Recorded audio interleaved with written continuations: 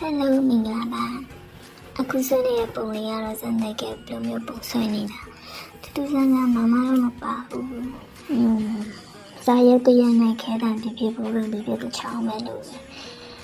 စိတ်ထဲထင်တာအများရမြင်းကွေးမြင်းဖြောင်းလေးတွေနဲ့လွတ်လွတ်လပ်လပ်ပဲဆွဲသွားတာဖြစ်ပါတယ်ပုံလားမလားဆိုတော့ဆွဲနေရတဲ့အချိန်စိတ်အေးချမ်းနေတာကိုကပြောဖို့ကောင်းပါတယ်စံတဲ့ကပုံဆွေးနွေးရတော့ပို့ပြီးတင်းအေးချမ်းတဲ့ပုံစံမျိုးပေါ့ပုံစံတေးလေးတွေကိုထက်ကဆွဲသွားရင်စိတ်ကိုအေးထားနိုင်တယ်ပြီးတော့စိတ်ကိုလည်းတင်းငယ်စေပြီးအာယုံစူးစိုက်မှုကိုလည်းတိုးတက်စေတယ်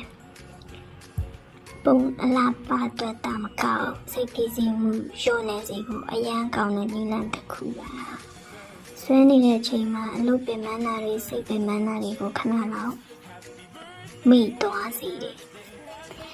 ဒီလိုပုံဆွဲတဲ့အခါအမားဆိုတာလုံးဝမရှိဘူးနော်ညင်းကွေးသွားလည်းကောင်းတယ်မငြင်းမညာဖြစ်လဲအလားတစ်မျိုးဖြစ်တယ်ကိုကြိုက်တယ်လို့ဆွဲလိုက်ရုံနဲ့ပုံတစ်ပုံဟာကိုယ့်ရဲ့ကိုယ်ပိုင်ပုံစံတစ်ခုဖြစ်တယ်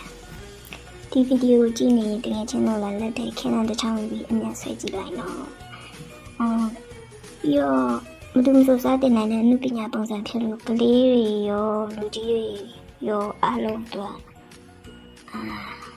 တင်တော့ရခဏပုံမဆွဲတတ်ဘူးအချောင်းတစ်ချောင်းပဲချစ်တတ်တယ်ဆိုလည်းအချောင်းတစ်ချောင်းကိုချစ်ကြည့်လိုက်ပြီးရကိုမျက်လုံးထဲမှာအချောင်းတစ်ချောင်းကတီတောင်လေးပါလို့မြင်အောင်ကြည့်လိုက်စားရနာစိတ်ကိုအေးထားပြီးမင်းတစ်ချောင်းစီခံစားရင်ဆွဲကြည့်ပုံဆွဲခြင်းကအမှုပညာတစ်ခုရဲ့ပုံမူပြီးတော့စိတ်ကိုအနာပေးတဲ့အချိန်လေးတစ်ခုဖြစ်တယ်ပြီးတော့နေ့စဉ်ဘဝရဲ့စိတ်ပြန်မှမှုတွေကိုလည်းခဏတာမင်းပြင်နိုင်အောင်ကူညီပေးနိုင်တယ်နော်